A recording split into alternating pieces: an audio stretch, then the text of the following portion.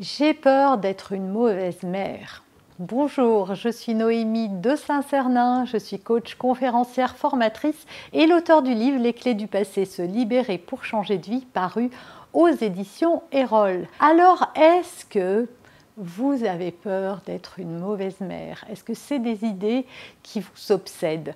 Alors, je parle surtout aux mamans, mais ça marche aussi pour les papas. Rassurez-vous, si vous êtes un homme, vous pouvez rester. Et si c'est la première fois que vous arrivez sur ma chaîne, je vous souhaite la bienvenue. Allez en barre d'infos, vous allez retrouver un petit peu plein d'informations si vous voulez savoir un petit peu qui je suis. Et puis, si ça vous plaît, abonnez-vous, cliquez la cloche et vous serez avisé de toutes mes prochaines publications. Mais en attendant, on revient sur le sujet du jour. Donc, est-ce que vous pensez être une mauvaise mère? Il faut savoir qu'aujourd'hui, dans nos sociétés, c'est très difficile d'être maman et personne ne le dit.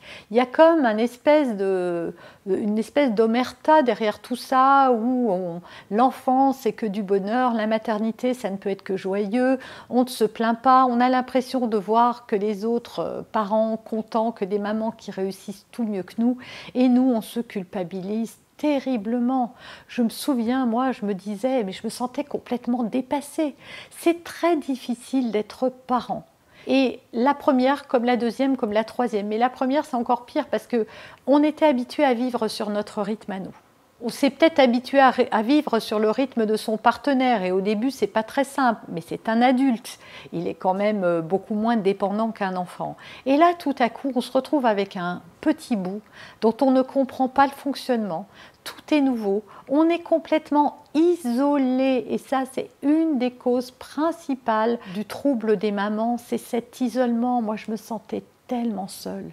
Mais tellement seule avec mes questions, tellement seule avec mes interrogations, tellement seule avec ce bébé qui pleurait et je ne savais pas si c'est parce qu'il avait faim, qu'il était sale, qu'il avait chaud, froid, voilà, j'essayais tout et puis ça continuait à pleurer, j'étais complètement désemparée. Donc oui, c'est normal, on est trop isolé aujourd'hui et chacun garde son petit problème dans son coin. Et on n'ose pas montrer aux autres ou dire aux autres qu'on n'en peut plus, que c'est trop dur. On n'ose pas se plaindre. Pourquoi on n'ose pas se plaindre? Parce que Wonder Woman, vous la connaissez Wonder Woman? Eh bien oui, on est souvent habité du syndrome de la Wonder Woman, qui doit tout bien faire et tout gérer de main de maître. Donc, être une épouse, une professionnelle, une maman, une maîtresse de maison, j'en passe et des meilleurs. Mais ça n'est pas possible de tout faire et de tout faire bien et encore moins qu'entre bébés pareils. Parce que justement, tout notre temps, toute notre attention est surtout occupée par ce petit bout de 3 kilos ou 4 qui va prendre tout à coup une place mais énorme dans la maison. Et je me souviens que moi, quand j'ai eu ma fille, j'étais en pyjama encore à 2 h de l'après-midi. Et j'avais rien eu le temps de faire. Et je me disais, mais c'est pas possible. Tu es debout depuis 8 h du matin. Et oui, mais à 8 h du matin, d'abord, on donne une... Alors moi, j'ai allaité tous mes enfants, donc c'est très long, mais même un biberon, c'est long, parce qu'à cet âge-là, ils le boivent d'un pas de sénateur. Hein. Ça va vraiment très doucement, très lentement.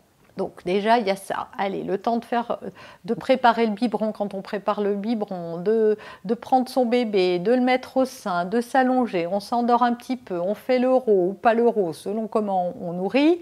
Ça y est, hop, et puis l'enfant, il s'en est mis partout, il en a peut-être mis partout, alors vous allez nettoyer, ensuite vous allez poser votre bébé, vous allez préparer le bain, vous allez faire le bain, ça va durer longtemps aussi parce que c'est tout petit, vous ne savez pas faire, etc.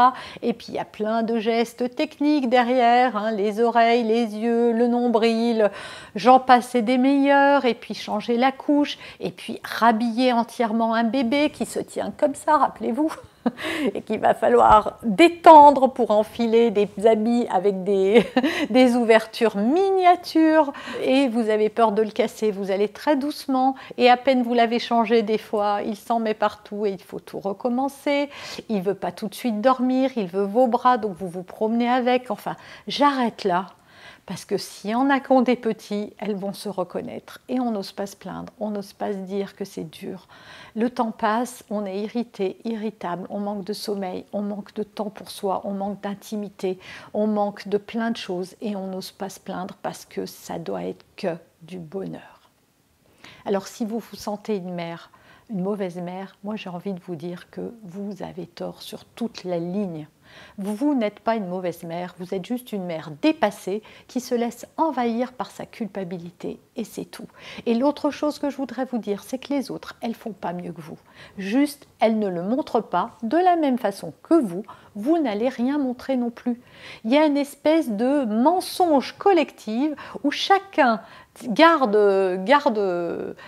et tait ses émotions et tout ce qui les traverse et qui n'ose pas se confier et dire que bah non, c'est dur, ça va pas et c'est trop compliqué. Mon autre conseil, c'est de redescendre la barre que vous mettez trop haute. Salut les perfectionnistes, bienvenue au club, mais là, il faut quitter ce club parce que c'est dangereux pour votre équilibre émotionnel. Il va falloir redescendre et redescendre la barre.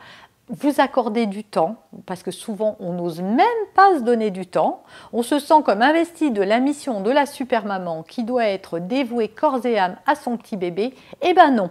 Vous pouvez demander à quelqu'un de venir le garder et aller faire 2 heures pour aller marcher dans la forêt, aller prendre un bain, aller chez le coiffeur, aller prendre un thé chez une copine. Oui, vous en avez le droit et même, j'ai envie de dire que c'est un devoir. Si vous n'avez personne pour garder bébé dans la journée, eh ben vous mettez le papa à contribution un soir dans la semaine pour aller avec les copines refaire le monde. Ça va vous faire un bien fou, vous allez rentrer plus détendu, vous allez couper avec cette routine de couches, culottes, repas, bain, etc. pour enfin retrouver un peu de féminité, pour enfin vous retrouver avec vous-même et surtout prendre soin de vos propres besoins. C'est important et c'est même fondamental. Et enfin, mon dernier conseil, c'est d'accepter vos imperfections. Oui, vous n'êtes pas parfaite, mais ça ne fait pas de vous une mauvaise mère. Imperfection n'égale pas mauvais. Imperfection égale juste humain. Vous êtes un être humain et donc, par définition, vous êtes imparfaite. Mais parfaite pour votre enfant. Votre enfant, il a la meilleure maman du monde, c'est vous et c'est sûr. Donc, ne vous culpabilisez pas, ça ne sert à rien. Vous ne ferez jamais les choses à 100% comme il faut. Il vous arrivera d'être dépassé par les pleurs de votre bébé et d'avoir envie de le jeter par la fenêtre. Il vous arrivera de sauter au plafond quand on vous dira qu'il y a une place en crèche parce que vous allez vous frotter les mains en disant que enfin vous allez souffler. Oui, oui, oui, oui et oui, ça vous arrivera et c'est normal et c'est sain. Voilà, j'espère sincèrement que cette vidéo, ça vous aura aidé à vous déculpabiliser et à vous dire que oui, vous êtes une bonne maman, vous faites de votre mieux et comme je le dis toujours, il n'y a pas de parents parfaits, il n'y a que des parents qui font de leur mieux. Rappelez-vous de cette phrase, écrivez-la, enregistrez-la, apprenez-la par cœur parce que c'est vrai. Alors si vous pensez que cette vidéo, elle peut aider d'autres mamans au bord du burn-out, de la dépression ou de la crise de nerfs, faites-leur passer cette vidéo, ça leur fera peut-être beaucoup de bien. En tout cas, c'est pour ça que je l'ai fait. Donc moi, ça me ferait vraiment plaisir. Si vous l'avez aimé, n'oubliez pas de la liker, ça fait vraiment plaisir. Vous abonner à cette chaîne aussi, cliquez sur la cloche pour être avisé de mes prochaines publications. Et moi, je vous retrouve très bientôt dans une prochaine vidéo. Et si vous avez des questions, surtout, n'hésitez pas. La plupart des vidéos que je fais, c'est parce qu'on me suggère des sujets. Et donc, voilà, si ça peut vous faire plaisir, moi, je ne les fais pas pour moi, ces vidéos. Elles sont pour vous et rien que pour vous. À très bientôt.